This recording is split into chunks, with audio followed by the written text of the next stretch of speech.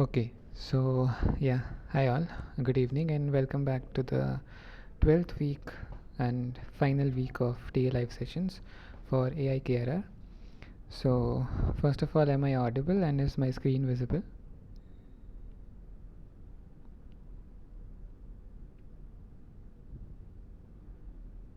Okay, thanks for confirming, Varun.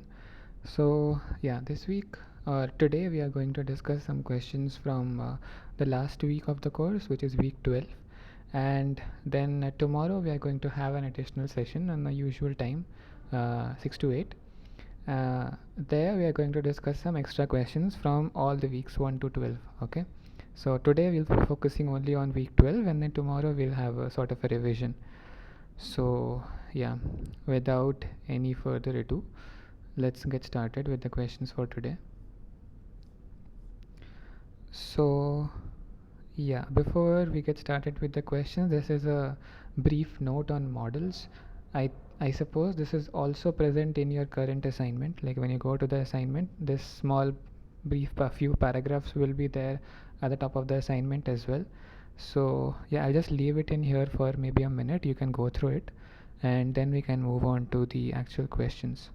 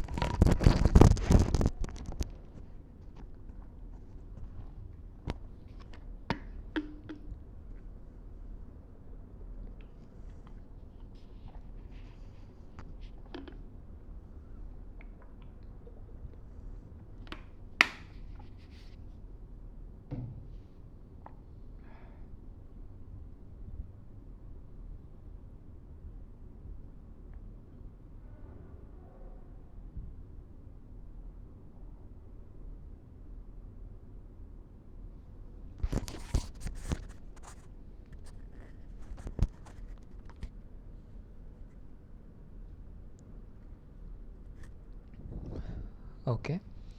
Yeah, so I'll move on to the questions. This is not really that necessary right now, but you can go through it at your own time later on when I upload the video for today's recording, or when you go to solve the assignment. There also you'll find this information.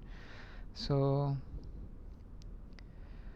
yeah, so the first question is this, as follows. It asks us, identify which of the following are definitely universally true statements. And you are given 5 options, and you have to find the particular options that are definitely universally true. Okay, so this is a straightforward question. Which of these do you think would be definitely universally true?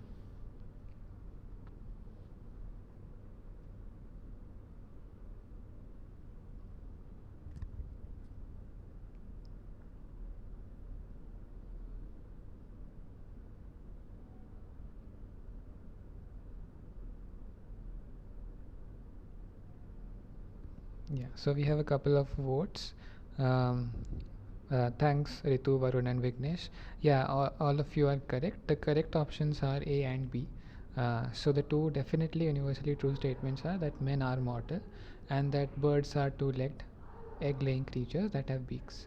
Okay, and the rest of the 3 options that are not definitely universally true, right? Because we know birds exist that cannot fly. For example, a penguin, and we also know the last 2 statements are not true.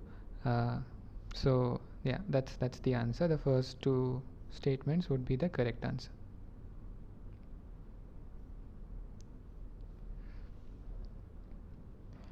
Okay, I hope there are no doubts in this question. It was very straightforward. Let's move on to the second question for today. So this one concerns with something called the generalized closed word assumption. Okay, so you might have come across the closed word assumption, which is the CWA, and the generalized closed word assumption, which is the GCWA, in the week 12 videos. Okay, so we have to use GCWA for the given knowledge base, where the knowledge base consists of three facts. The first fact is P or Q or R, the second fact is Q, and the third fact is not Q or R. Okay, so this is our knowledge base, and which of these following options from A to I are entailed by the knowledge base under GCWA? Okay, so this is the question. I'll give you maybe a minute or two. You can try to solve it by pen and paper if you have one around, and let me know which of these will be correct answers. So I'll tell you multiple options are correct in this one. Okay, so just tell me which of these would be correct, which of these would be entailed by the knowledge base under GCWA.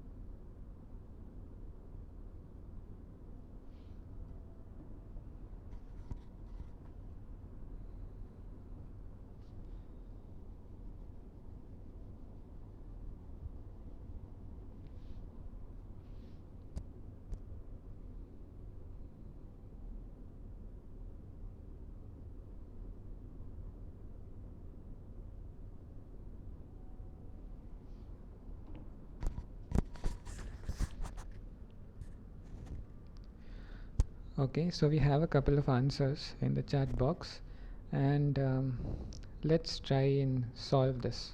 Okay,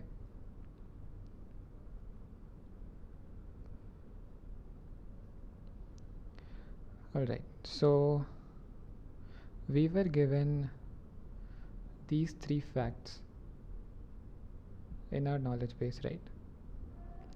So the first one was P or Q or R, second one was only Q, and then the third one was not Q or R. So this we can also represent as Q implies R, right?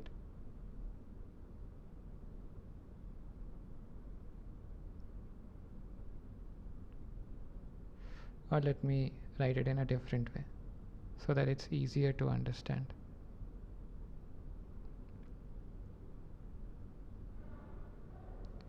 So based on these two, you can always infer it in terms of implies and modulus Pollen's operator, but there is another way to interpret it. So we are given that this thing is true, okay, and this is also true.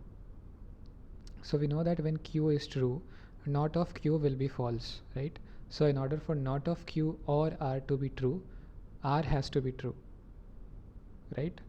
So using this logic, we can say that we deduced r, which is the same way, which is the same answer which we would get if we had interpreted it in terms of q implies r followed by q. That gives us r. Okay, so essentially we arrived at r to be true using these 2 and 3 facts. Okay, and we cannot derive anything more helpful, so we stop over there. Now our knowledge base has 4 facts. First one being P or Q or R, second one being Q, third one being not Q or R, and fourth one being R that we just derived. Okay. Now if you remember what happened in so this was the closed world assumption that you might have come across in the lecture slides. Okay, so here what we did was we appended not of P to the knowledge base, given that P is atomic and the knowledge base does not entail P. Okay, but what the generalized closed world assumption does is that it appends not of P for all collections of atoms q1 to qn if the knowledge base entails P or q1 or q2 up to qn, and then knowledge base entails this q1 to qn. Okay, so if you apply this definition to our example, so here what did we have? Here we had P or Q or R. We know that this is entailed by the knowledge base. We also know that Q is also entailed and R is also entailed, and because of that Q or R will also be entailed. Okay, now following the generalized closed world assumption, we can add not of P to our knowledge base, right? So this is what we are doing. So now we have 5 facts in our knowledge base, 3 of them that already existed and 2 that we added, R and not P. Now if we match all of these to the options that were given in the question, you will see that the correct options are B, E and H, which is not P, Q and R. These are the 3 things that we could entail from the knowledge base under GCWA.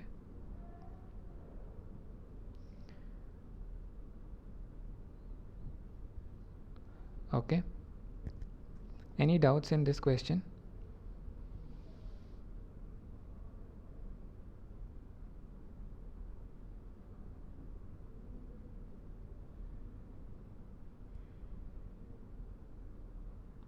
Okay, that's great then.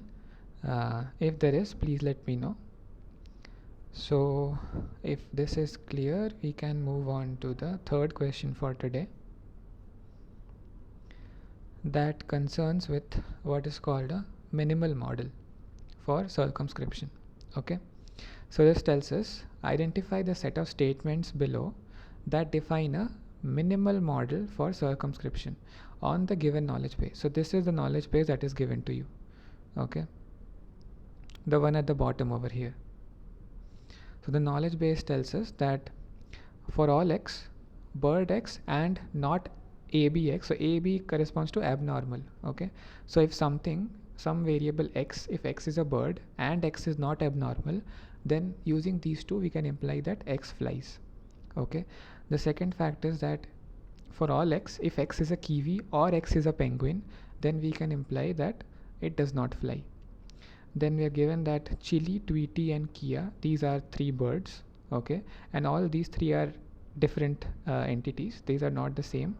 And we are also told that Chili is a penguin and Kia is a kiwi. Okay, so this is what the knowledge base has information contained in it. Now you have to select which of these can be a minimal model for circumscription. Okay, so these 2 are the keywords that you need to focus on: minimal model and circumscription. Okay, so again I'll let you think about it for maybe a minute or 2 and then we can discuss the solution.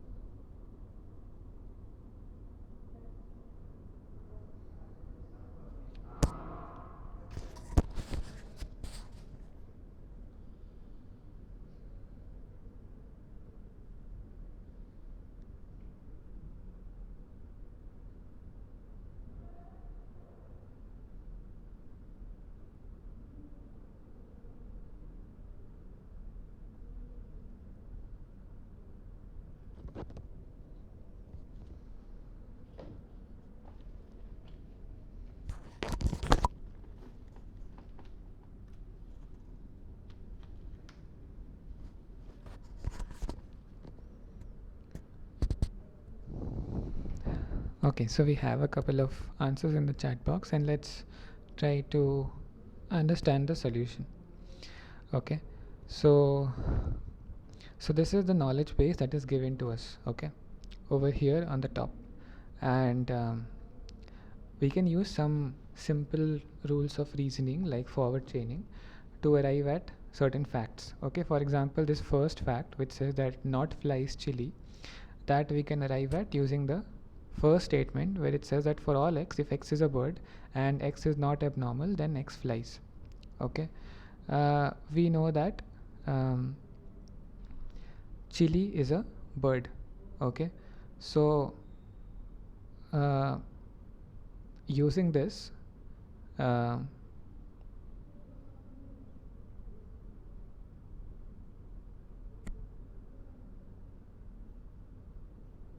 just give me a moment, excuse me for a minute, I'll be back in 2 minutes.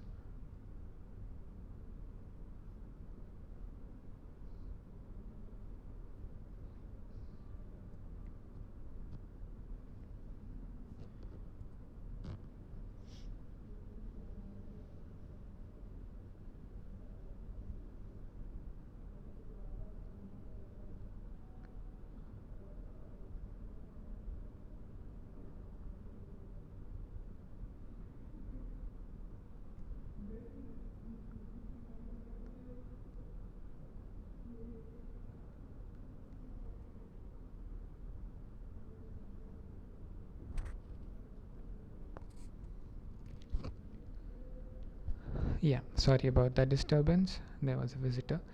But yeah, anyway, coming back to the solution. Yeah, so the first one we can derive using not flies chili.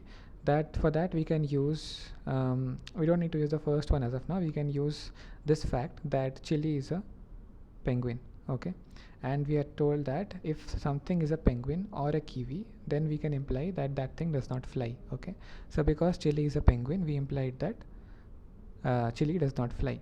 And for similar reasoning, because Kia is a kiwi, we imply that Kia does not fly.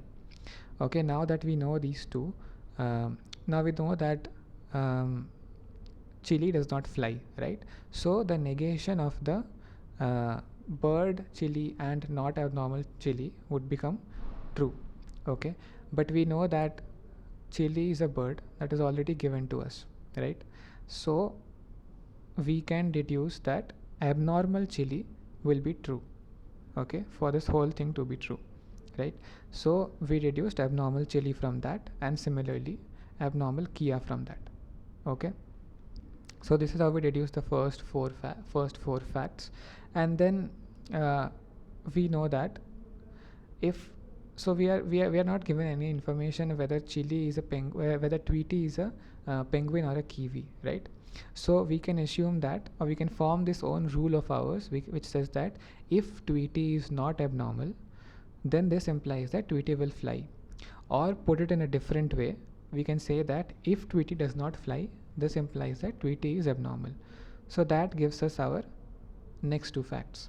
Okay, so we have deduced a certain number of facts that will be useful for us to answer the options, or the options given to us in the third question. Now coming back to the options. Okay, forget about the deductions that we made as of now. Okay, I hope you understood the flow of the deductions. But now what we are asked is a minimal model for circumscription.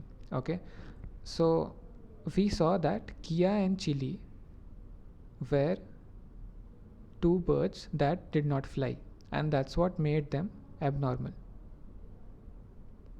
Okay, whereas Tweety is still ambiguous. We don't know whether Tweety is abnormal or not. Tweety could be or could not be abnormal. Okay, so if we have to put, so remember that circumscription deals with abnormal condition itself. Okay, so abnormal can contain Kia and chili, right? Because we saw that these two are abnormal. So that itself tells us that options A, B, C and D are incorrect. Yeah, was there a question? Yeah, Shiv. Hi, good evening. did you have a question?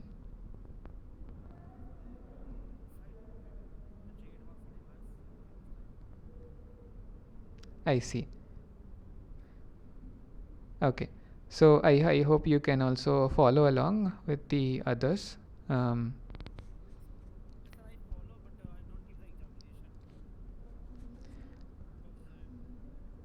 uh,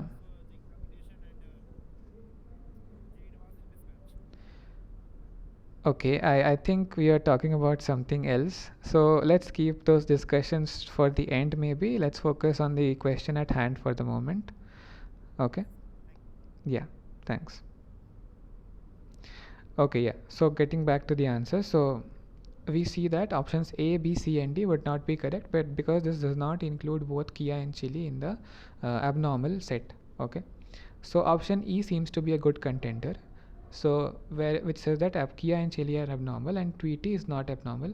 This could be one possible hypothesis. We don't know whether Tweety is abnormal or not, right? But let's say for a moment we assume that Tweety is abnormal. In that case, Tweety is not abnormal. In that case, E option seems to be correct. Now, option F and G are again incorrect because it says that Chili is not abnormal and Kia is not abnormal. Option H seems to be correct because this categorizes Tweety as abnormal. Okay. Um, this is also something that may or may not be true. So the two options that seem to be correct as of now is E and H. But we are asked about a minimal model, right? So which of these E and H will be a minimal model?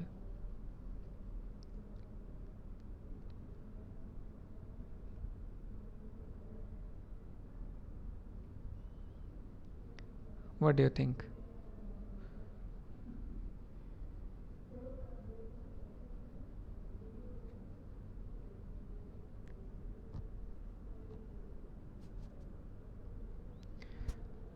It would be E, right?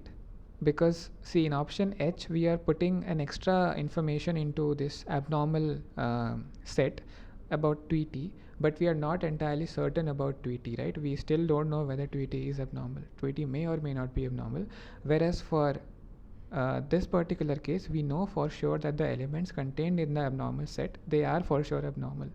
Okay, so the minimal model for circumscription in this case would be option E. Okay, I hope that was clear. Any doubts in this question? Okay, thanks, Shiv. Others, I hope it was clear to everyone. So the next question, question 4, is also kind of related to the same knowledge base. It's kind of in a way complementary question.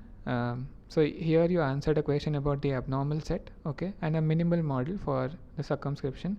In the next question we are asked about the flies set, okay, and there we are not concerned about the minimal model.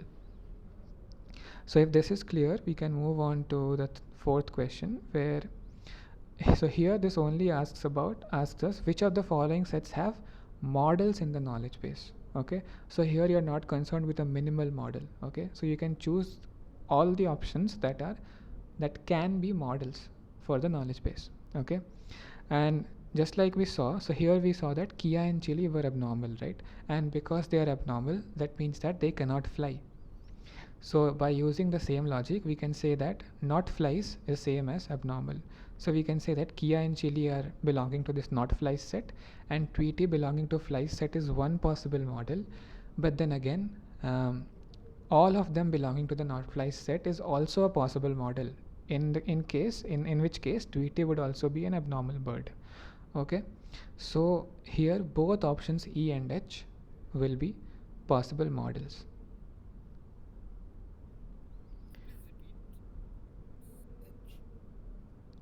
Yeah, so we just saw that we saw for sure that Kia and Chili are two birds that are abnormal in the sense that they cannot fly. Okay, but for Tweety bird, we are not given enough information for us to say with certainty whether it flies or not, right? And hence we cannot deduce for certain whether it is abnormal or not. So the two possible cases could be either it is abnormal or it is not abnormal. Okay, and both those options are covered in options E and H. So option E covers the case where Tweety is not abnormal, where it flies, and option H covers the case where Tweety is abnormal and does not fly. Okay. Any other doubts in these two questions, questions 3 and 4?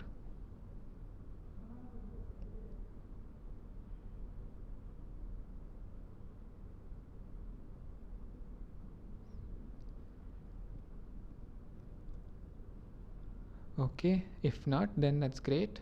Let's move on to the fifth question for today. So this is more like a recall based question. So which of the following statements are true? Okay, so thanks for your answer, Shiv.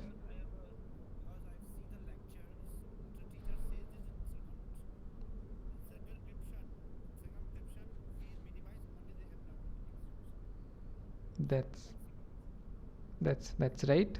Thanks, Shiv. Um, so I hope everyone agrees with the solution. Let's go through the options for the sake of completeness one by one.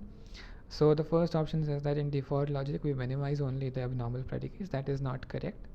In default logic we provide a mechanism for specifying explicitly which statement should be added to the knowledge base when it is consistent to do so. Okay, so option B will be correct, and then option C is correct. In circumscription we minimize only the abnormal predicates, an example of which we just saw in the third question, where we were trying to minimize this abnormal predicate, okay, when we were doing circumscription. Okay, so the correct options for question 5 will be B and C. This was again straight from the lectures, so I hope this is clear to everyone. Let's move on to the sixth question for today. So this concerns with event calculus. Okay, so here we are given that initiates AFT. Okay, A corresponds to an action, F corresponds to fluent, and T corresponds to time. Initiates AFT is true when given that initiates AFT is true. So we are given that when does a fluent F hold? Let me complete the question, Shiv.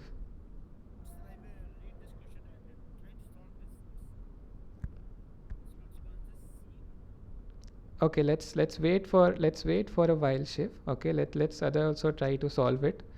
Okay, so the question says that given that initiates AFT is true, when does a fluent F hold at time t1? Okay, so remember that we are working with discrete event calculus. Okay, and if you need a refresher on what initiates and holds at R, we can do that. Just give me a moment.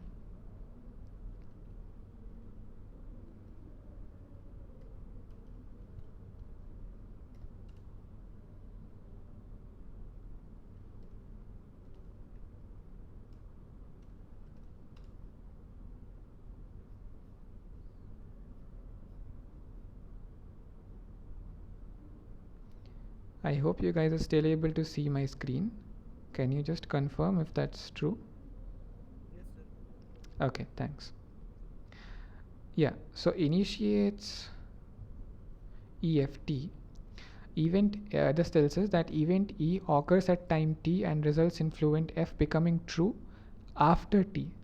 Okay, so for example, the event of waking up initiates the fluent of being awake to be true by initiates wake up some person, awake some person at time t3. Okay, in a discrete event calculus it means that fluent F is true at time t plus 1 and later. Okay, not at t itself, after t. Okay, so this is initiates EFT, and then holds at FT is this basically means that fluent F is true at time point t. Okay, this is simple. And then another definition that you might be needing is this clipping condition. So this tells us that clipped t1 f t2 is, this implies that a fluent F that was true is made false sometime after or at a point t1 and before t2. Okay, so before starting from T1 up to T2, not including T2, fluent F is not true, or it is false. Okay, this is what clipping is referring to. So with these three definitions clear, let's go back to our solutions, or go back to our options. And yeah, so I'll give you maybe 2 minutes to try to solve which of these options are correct, and then we can discuss the solution.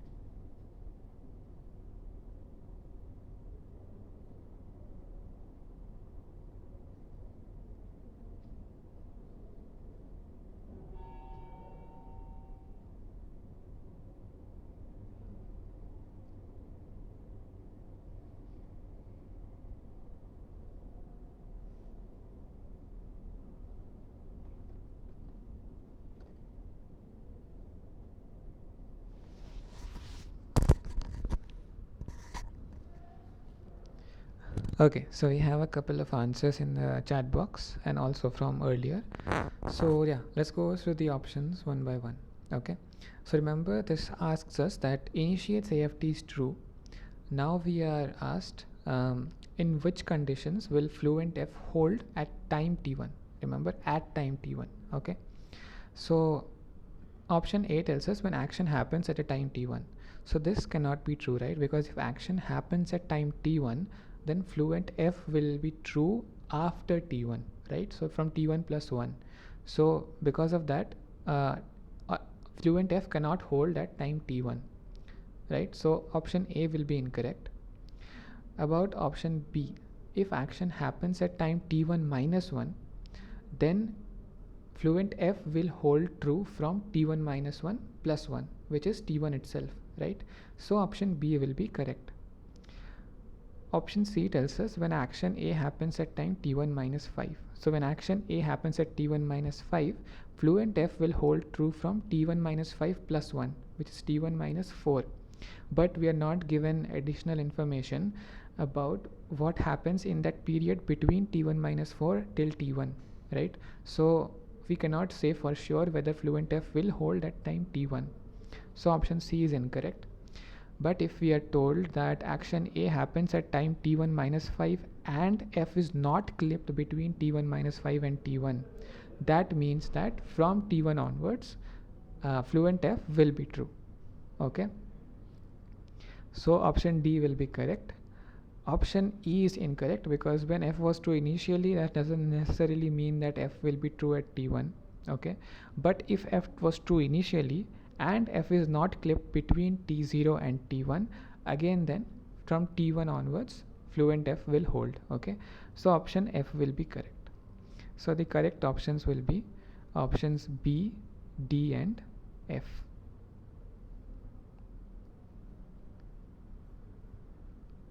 Okay, I hope that was clear to everyone. Any doubts in this question? I see some of you had gotten option F to be correct, but options B and D are something that will also be true. Can you explain option D? Option B, second one, right? D before Okay, oh, okay, option D. Okay, sure.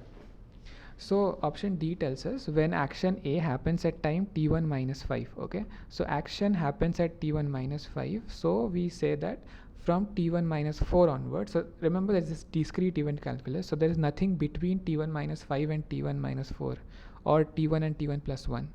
Okay, so action happens at t1 minus 5. Then from t1 minus 4 we are supposed to have fluent F to be true. We are also told that F is not clipped between t1 minus 5 and t1. That is the period between t1 minus 5 to t1. In that period F is not clipped, meaning F is not false.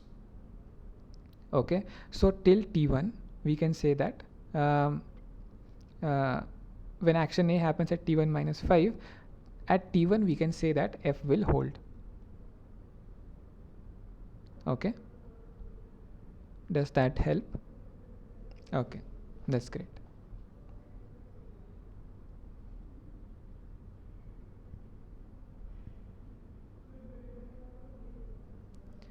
Any other doubts in this question?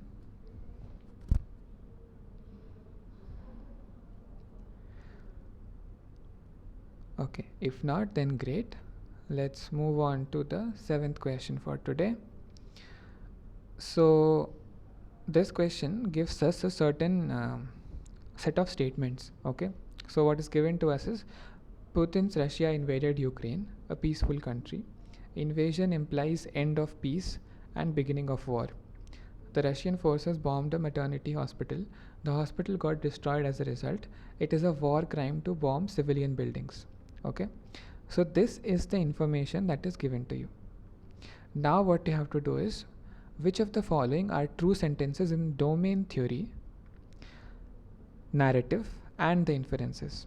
Okay, remember that all the capital letters are universally quantified variables and we are still working with discrete event calculus. Okay, so what you basically have to do is you have to identify based on this piece of information that you were given, and relating to and using the concepts of domain theory, you have to choose among these options and select the ones that hold true with respect to the story that you were given that was given to you. Okay, so I hope the question is clear. I'll give you a few moments to try to go through the uh, information given as well as the options, and yeah, then we can discuss the solutions. And again, I'll give you a hint. I'll say that multiple options will be correct in this question as well. Okay, I'll even say that there might be a case where, okay, I'll let you decide for the rest of it. Okay, yeah, multiple options will be correct in this one.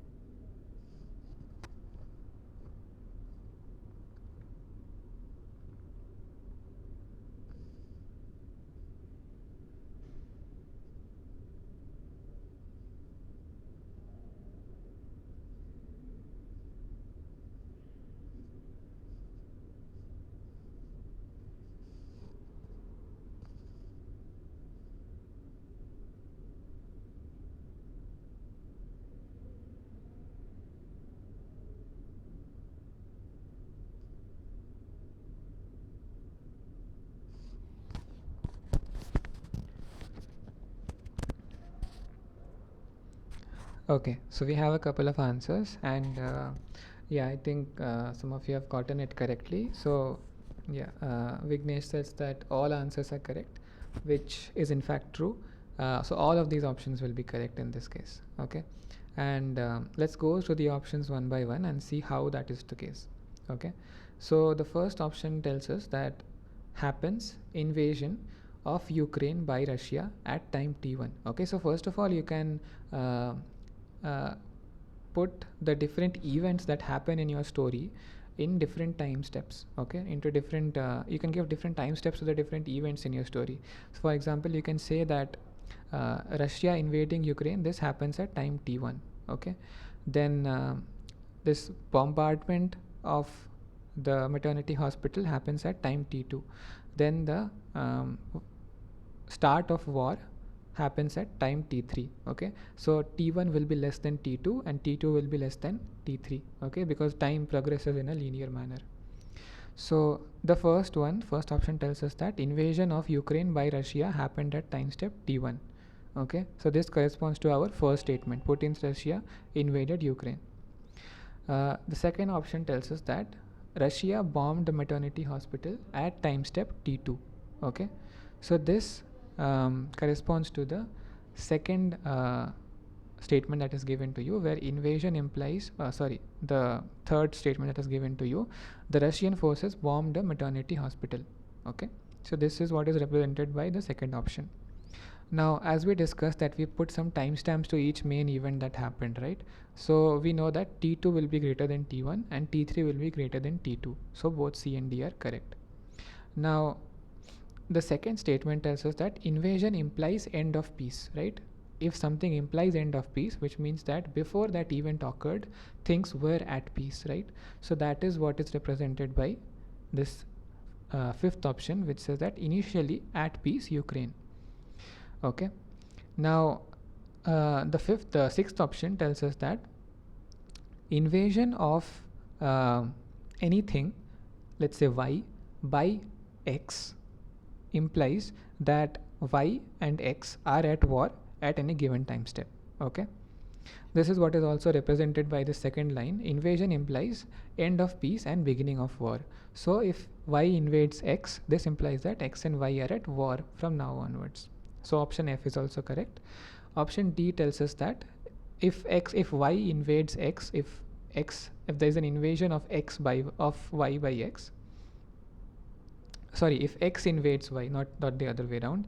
Okay, so if there is an invasion of y by x, this means that the at peace of y is no longer existing, right? So y will be Ukraine and x will be Russia over here. So if x invades y, then this at peace Ukraine or at peace y will no longer be true. Okay, so that will be terminated. So option G will be correct. Okay, so now the H option tells us that this is a continuation of the information that was given over here. The Russian forces bombed a maternity hospital and the hospital got destroyed as a result, right? So when X bombed Y, this destroyed Y at time step T. Okay, so bombing of Y by X destroyed Y. So this is option H, which is also correct. And the last statement, which is it is a war crime to bomb civilian buildings. Okay, which means that a war has started. Okay, so holds at war Russia and Ukraine at time step T3. This is the third main event that happened in your story. Okay, so Russia and Ukraine are at war now, and because they are at war, there is no longer peace in Ukraine. So not holds at peace Ukraine at time step T3. And then the last option tells us that if x bombed y at time step t and bombing of y by x destroyed y at time step t, or initiates the destruction of y at time step t, then y will hold to be destroyed at time step t. Okay, this is again a way of telling these two facts together. Russian forces bombed a maternity hospital, the hospital got destroyed as a result. Okay, so all options will be correct. Okay, yeah.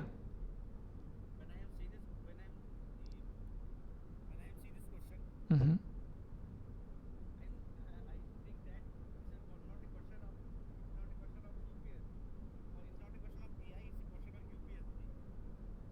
I see. Yeah, I mean, this is just an example. This could be replaced by anything. Any set of sentences could be given to you. Like instead of this Russia and Ukraine story, you could have something like first sentence could be apple falls from a tree, and then the second sentence could be Newton looks at the apple falling from the tree, right? So it can, yeah, it can be anything, and you just have to put that. You just have to use your domain theory knowledge and choose the correspondingly correct options or correct representations. Yeah. So in, yeah. Okay. What's your doubt?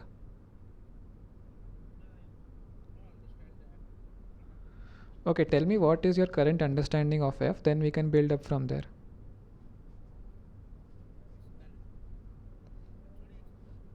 No, you must be understanding something from just look at option F over here. It says that initiates invasion x comma y at war x comma y t. Okay, so remember the definition of initiates we saw. Certain action, as a result of that action, a fluent f holds at time t. Now relate to this initiates that is given in option F. So here the action will be invasion x comma y, right? This is the action. This action causes or causes the fluent, which is f, which is at war x comma y in our case, to be true from time step t onwards. Okay, that is what is represented by option F. Okay,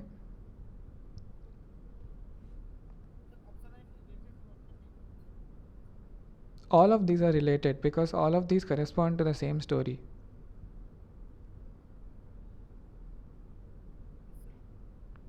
Right.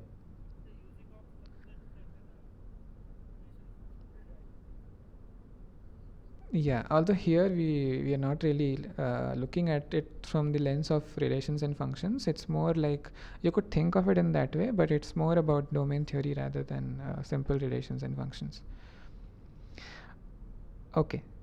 Anyone else? Any other doubts in this question?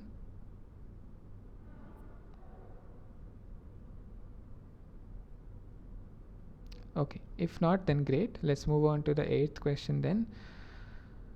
So, yeah, so this concerns with the frame problem in the context of event calculus. This is also a recall based question.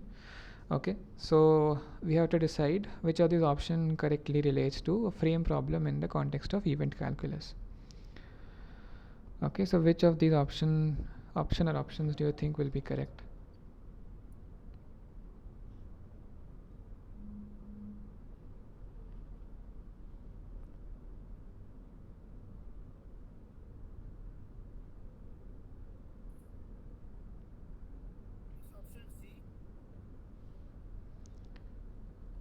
No, option C will not be true because the problem of determining which actions are needed to make a fluent true, that is not really the frame problem, right? Let's go back to what a frame problem is.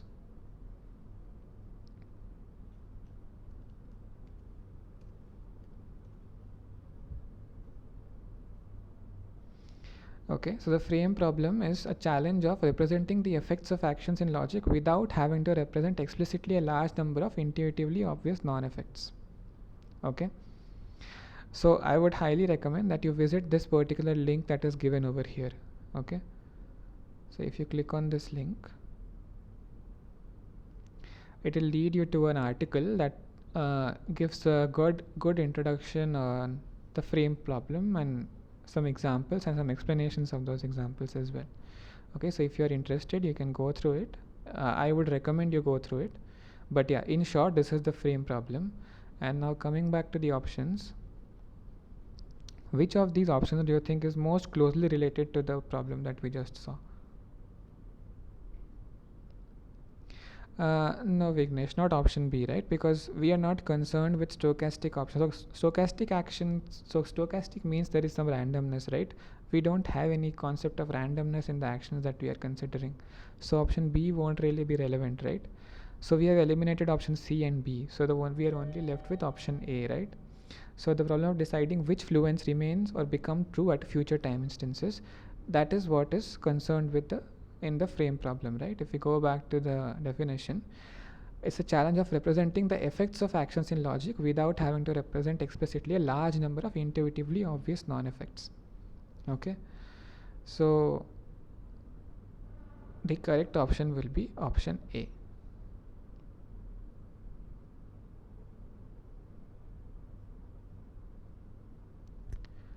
Okay, so yeah, this was an example of a recall based question. I hope this is clear to everyone. Let's move on to the ninth question. Okay, so now we are past event calculus. Now we are into epistemic logic, I think. Um, okay, let's go over the question once. So the question tells us, let P stand for the statement Putin is going to attack Ukraine. Okay, so now if you are given this statement, okay, so this, I hope if you have seen the recordings, that corresponds to K Putin corresponds to Putin knows or doesn't know something, right? Doesn't know if there is a negation before it, and knows if there is no negation before it, right? So what does K Putin, not K Biden, not P represent? Okay, so which of these options most closely resemble this statement given over here?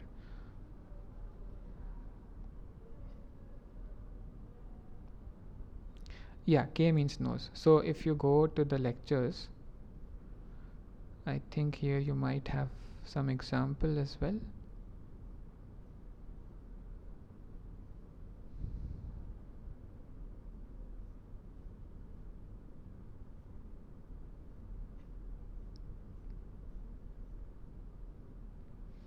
That's right. So here you have an example, right? This tiny pack of cards example. So here, for example, Ka2b represents that this Anne, who is represented by A, or Anne, knows that Bob, who is represented by B, holds 2. So Anne knows that Bob holds true. Okay, so this is essentially a way of representing who knows what. Okay, so yeah, this example you can go through. It's there in the lecture slides, also explained in the lecture videos.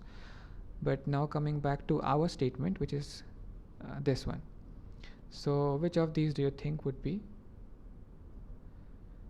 corresponding?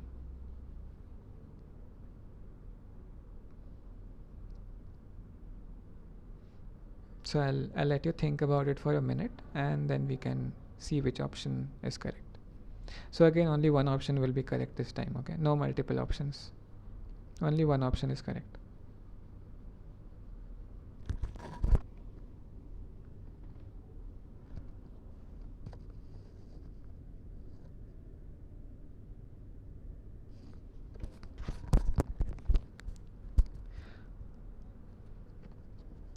So a couple of you are saying that option C is correct, but think about it. So option C tells us that Putin does not know that Biden knows P. But remember, I was just saying that someone knows something or not, that can be deduced based on whether there is a negation in front of it. It's D. Because Putin knows that Biden considers it possible to attack P. Because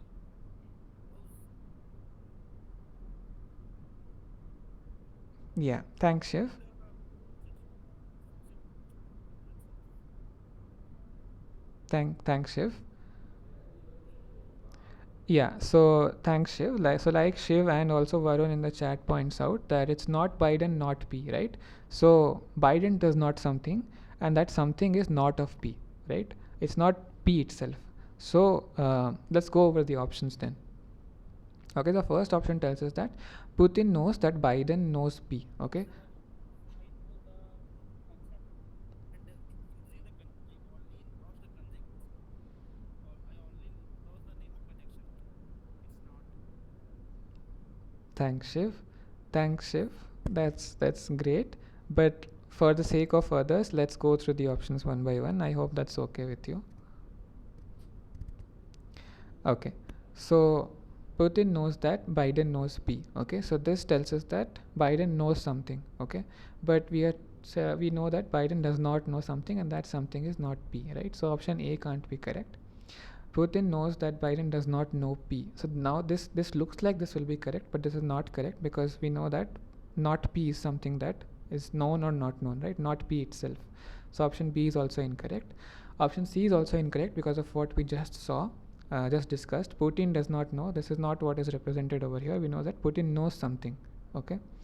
Option D tells us that Putin knows that Biden considers it possible that P. Okay, so what Biden doesn't. So this, if we just look at this part, okay, ignoring the part that Putin knows something, just not know Biden, not P.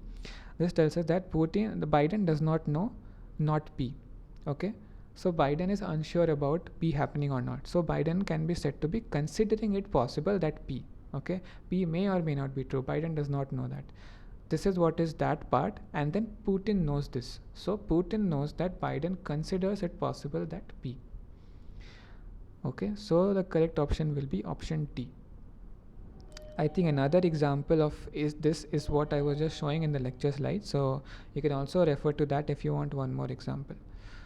So is this clear? Any doubts on this question?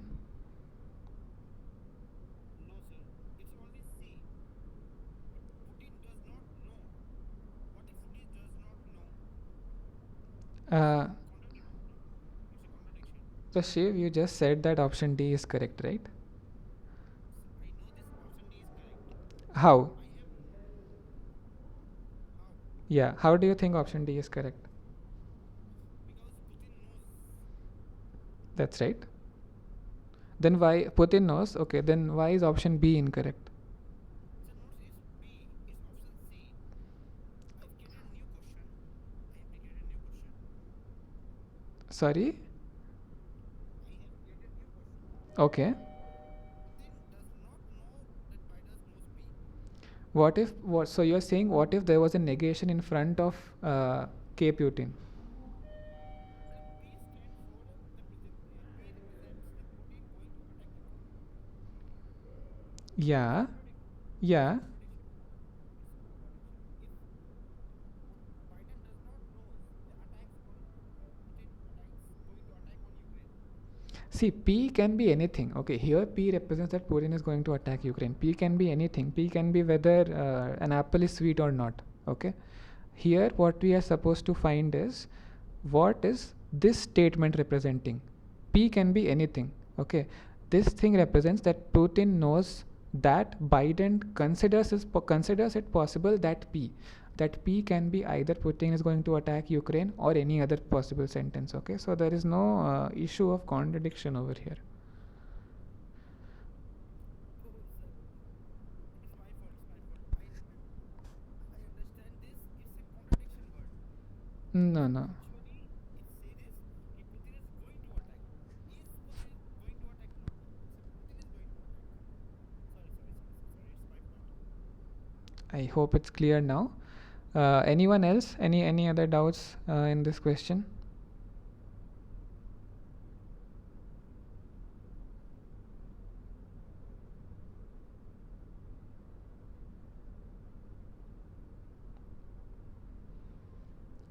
Okay, if it's clear, then that's great. Um, okay, let's move on to the 10th question, which is also the last question for today. Um, so there are four. So this is the muddy children problem, which is also present in the lecture, and actually this has an answer in the lectures itself, so it shouldn't be too difficult. So there are four children: Aman, Bindu, Charu, and Deepti. Okay, you can just represent them as A, B, C, and D, corresponding to their first letter of their name. Aman and Deepti are muddy, and the others are not muddy. Okay, what is the minimum number of times the father has to repeat the question for the children to state whether they are muddy or not? So first of all, are all of you familiar with the muddy children problem from the lectures?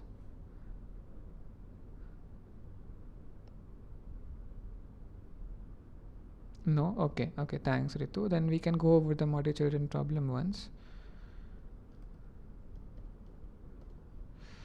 Okay. So essentially, this problem tells us that there are n children playing together. Okay. During the play, some k, okay, this which could be 0 of the n children get their foreheads dirty. Okay. So out of these n children, some of them have mud on their forehead. Okay. Each child can see everyone else's forehead but cannot observe whether there is mud or not on their own forehead. Okay, and no child reveals what she sees to anyone. Okay, this is some initial conditions.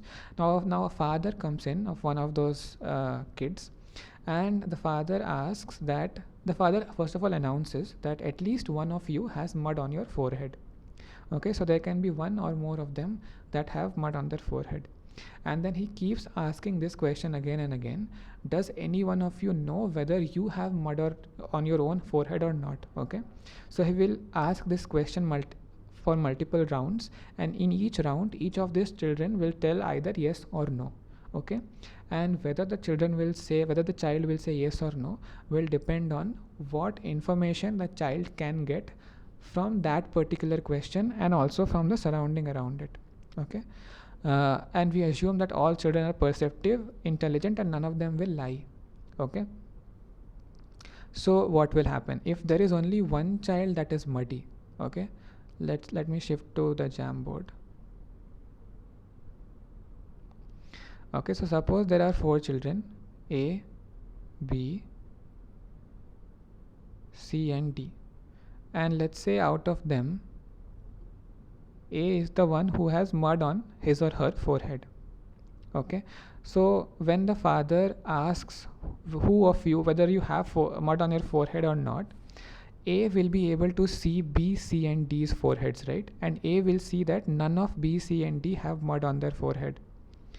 So A will deduce that because there is only one person with mud on the forehead and B, C, D do not have mud on their forehead, this means that I must be the person who has mud on their forehead, right? So A will say that yes, I have mud on my forehead.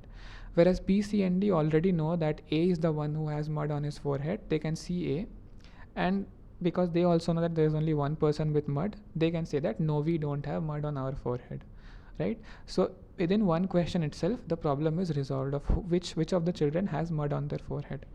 Now if 2 children have mud on their forehead, let's say A and D both have mud on their foreheads, right? Then when father asks the question for the first time, so B and C can see clearly that A and D have mud on their forehead. They can see that there are 2 people with mud on their forehead. So they know that they don't have mud on their forehead. So they will answer no, I don't have, and C will answer no, I don't have. Now A will see that D has mud on his or her forehead, right?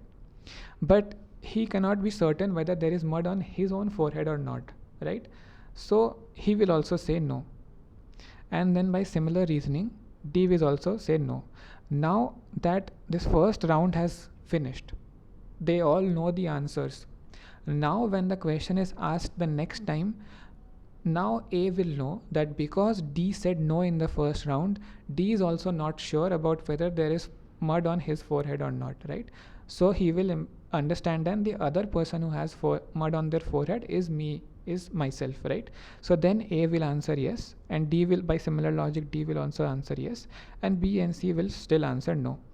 So in the second round itself, we have resolved the puzzle, and this can actually be formulated. So this can be formulated in this way: if there are k children with muddy foreheads, then for the first k minus 1 times we will not be able to figure out which of them have mud on their forehead, but on the kth time itself we will be able to figure out which all of them have mud on their forehead.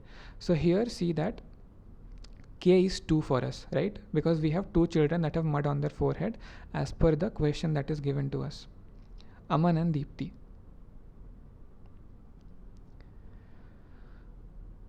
Okay, that's right.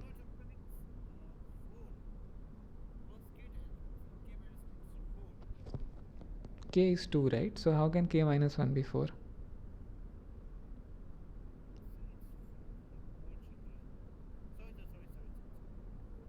That's right. K is 2, n is 4. There are 4 children, out of which 2 have mud on their forehead. So k is 2. The k minus 1 times we won't be able to resolve what is the correct solution to the problem, right? So k minus 1, which will be 1. In the first round we won't be able to resolve, but in the kth round, which is the second round, we will be able to resolve which of them have mud on their forehead. So this means that the father will have to repeat the question for 2 times. In 2 times we'll be able to solve the muddy children puzzle. Okay, so I think this question was also asked in the discussion forum, if in case some of you are not following the discussion forum, and there was some discrepancy with the same question that was asked in the previous year that has an incorrect answer. and then that was corrected later on. So initially there was some confusion and some people were saying that the correct answer was wrongly mentioned as 3. 3 will not be the correct answer, 2 will be the correct answer, which was resolved later on. Okay, so yeah, you can also look at that. uh, no, so this was in 2022, so I don't think you were there at that time. So uh, what fault?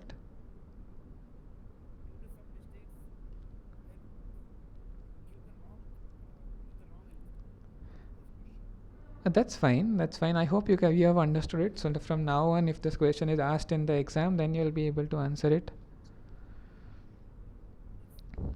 Okay. So Balaji asked that if we have 20 children and 7 have mud. Okay. So n is 20, 7 is k is 7. What will be the number of time father will call? So yeah. So k minus 1 times father will ask one after the other, and for 6 times we will not be able to figure out. For the 7th time, which is the kth time, the father will be on the 7th round, the father will be able to resolve the puzzle. So father will ask for 7 times.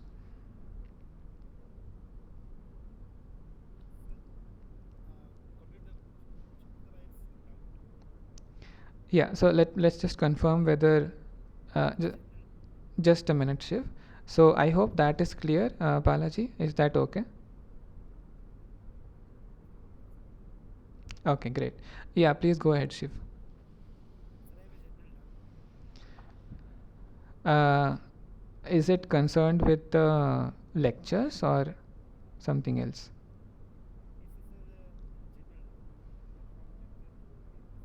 Okay, then just maybe give me a bit more moment, a few more moments. Varun is asking for a repeat of the explanation. So Varun, do you want to have this question explained once more or something else?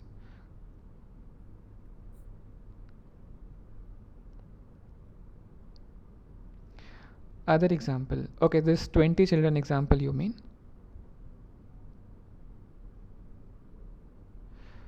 Okay, wow. So 20 is a huge number. Um, so let's say there are 20 children in a group, right? Again, in the first round,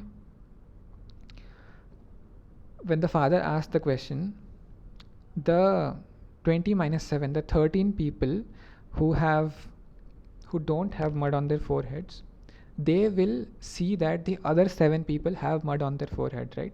So they know that they don't have mud on their own foreheads. So these 13 people will constantly be saying no throughout each of the rounds. But the other 7 people, they will not be knowing for certain whether they have mud on their forehead or not until and unless 6 rounds pass, and in each of these 6 rounds they will their level of information will increase in each round, because in each round they will hear the other children the other children saying whether or not they have mud on their forehead. Okay, so the reason this is difficult to understand is because this is large number. So if you consider some smaller number, like what we had in this question, right? We had only 2 children who had mud on their forehead. So when A saw that B and C both are answering no, right?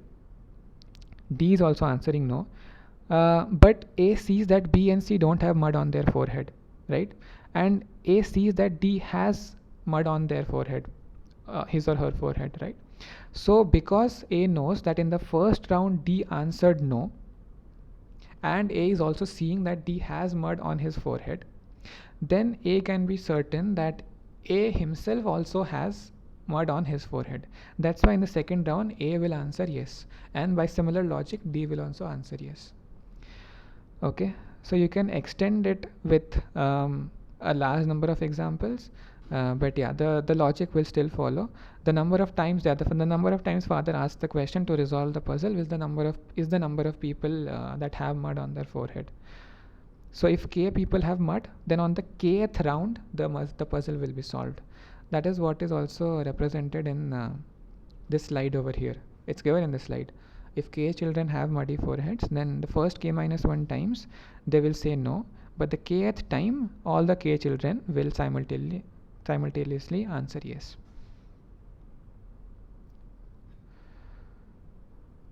Sir, if this question repeated Mm-hmm. without thinking, simply we say how many people are having what mode. Mm-hmm. That is the answer. Is that correct? That is the answer. But yeah, make sure that you are not missing out on any technicalities of the question. Okay, sometimes the wordings of the question can be a bit difficult, such that they are actually asking something else, right? For example, if they say there are 8 children and 9 of them having mud, Yeah, that is. means eight times.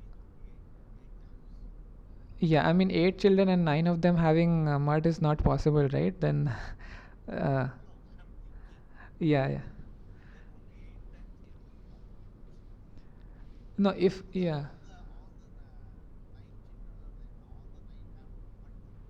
Then only 9 children should ask 9 in that way. yeah, because of the rules of the game. Although it seems absurd, they all can see that they have mud on their forehead, but still, because the game is structured that way, the puzzle is structured that way. There have to be 9 questions one after the other. Okay. So what I was saying, that be careful about the question, there I meant that sometimes maybe it may be that instead of asking how many times the father has to ask the question, it may be asked that for how many times will the father get no as an answer. Okay, then then the answer will change. Then it will be k minus 1 and not k, right? So be aware of those kind of tricks.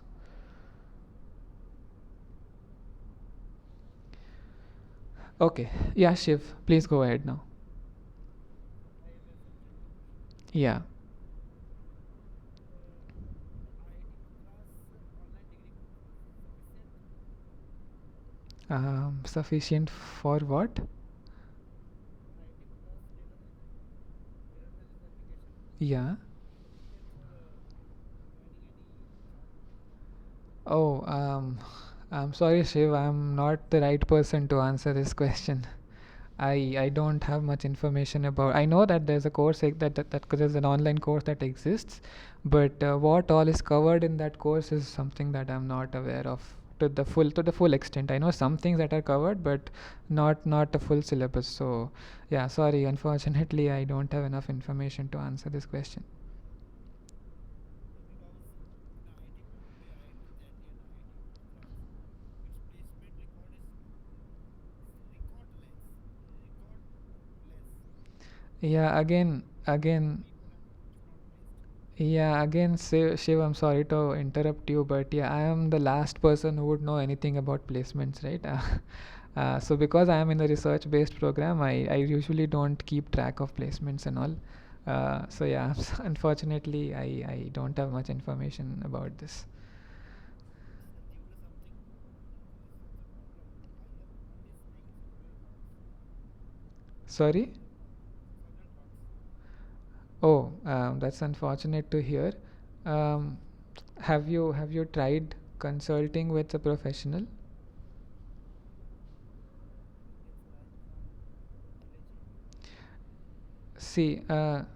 See, what I can tell you from my side is that these things are not the end of the world, right? Uh, um, it's a brave thing that you are sharing it with all of us, but there are resources that I can tell you. There are online resources, even if you can't contact a professional in person. There are online forums where you can talk to professionals and you can share your problems over there, and they will be really able to help you. Okay, so definitely try that. And if you would like to discuss this, not in public, but in person, one to one, I can give you my email. You can get in touch with me, and then we can have a chat over there. Okay. Okay, sir. Okay. So yeah, keep. Sir, depressed. Highly depressed I am. I am saying, see the placement chart of IIT Bombay, and after some time I have placement chart of IIT Delhi and IIT Madras. It's less than, very less than. Yeah, and for Because yeah, people are not so applying. yeah, I understand, Shiv. And Sure, I'll share my email ID over here in the chat box. Anyone who wants to can get in touch with me. And yeah, like I said, Shiv, if you would prefer to discuss these things in private and not in public, whichever you are comfortable with, just drop me an email. We can carry forward this discussion there. I can also share some resources that I know of where you can get in touch with professionals and seek help, or we can just have a discussion and so that you can feel a bit at ease. Okay, anything I can help you uh, relieve your troubles, you can feel free to contact me. This is my email. Okay, this is my official email. I've posted in the chat box. You can take a note of it and send me an email. Okay. Yes, so it's very biggest problem with me, and it's doubts is life. This many doubts is life. I I understand, Shiv, and it's unfortunate to hear that. But yeah, I know this probably doesn't mean a lot right now to you. This might not mean a lot, but yeah, just keep being strong. I know you're strong. You're brave enough to share this with us. So just keep working at it, and I really hope that you'll be able to succeed in whatever you're trying to pursue.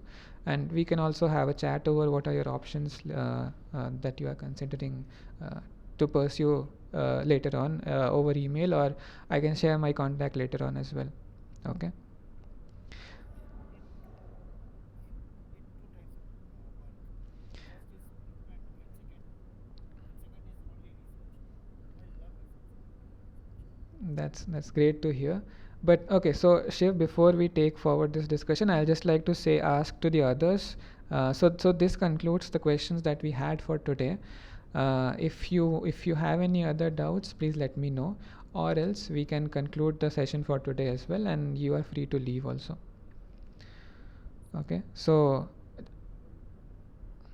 uh, just a moment, Shiv. Just give me one moment. So any other things that others would like me to discuss, course related things or otherwise?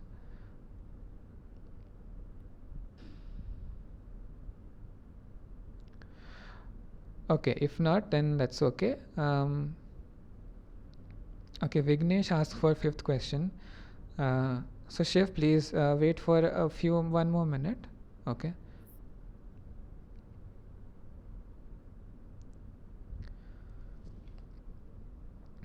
Okay, so this concerns with default logic, right? So let us go back to default logic.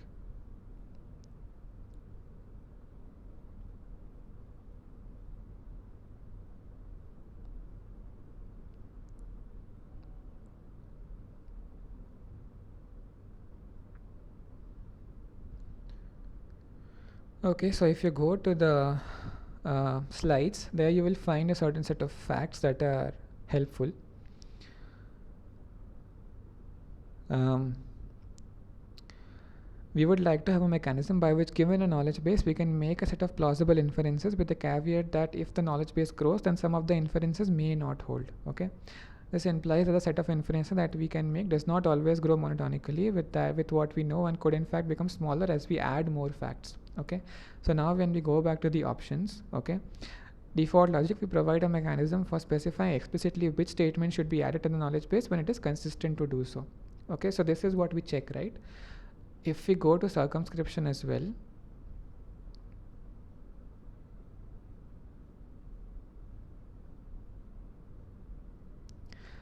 yeah, so over here, see, this mentions that default reasoning with circumscription aims to minimize the extent of the abnormality predicates. Okay, I had not shared this, sorry. Yeah, default reasoning with circumscription aims to minimize the extent of abnormality predicates. That is what is covered in option C over here. Okay, so that's why these two options are correct. It's a recall based question, so I hope that clears up any doubt.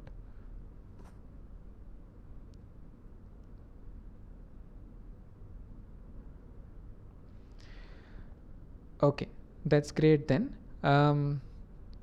So if there are no other doubts, I will stop the recording for the session for today, and if you have any doubts, we can still discuss it. I'll still be here for some time, but let me just stop the recording. So tomorrow same time, right? So tomorrow at 6 we'll meet again.